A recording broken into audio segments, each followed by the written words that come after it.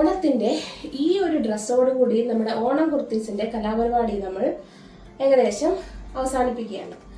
Hand വർക്കിൽ വന്നിട്ടുള്ളത്.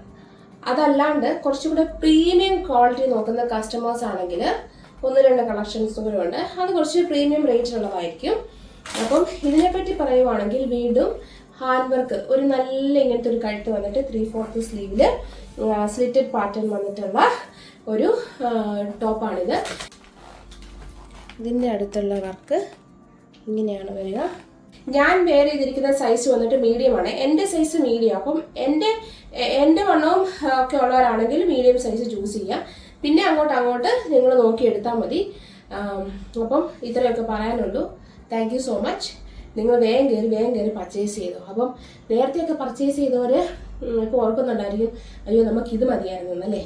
അപ്പം എല്ലാം ഒന്നിനൊന്നും മെച്ചമായ കളക്ഷൻസ് ആണ്. അപ്പം ഈ ഓണത്തിൻ്റെ കളക്ഷൻസ് ഉണ്ടോ എന്ന് ചോദിച്ചവരൊക്കെയുള്ള ഒരു ഉത്തരവാണ്. ഇതൊക്കെയാണ് നമ്മുടെ ഓണത്തിലെ കളക്ഷൻസ്.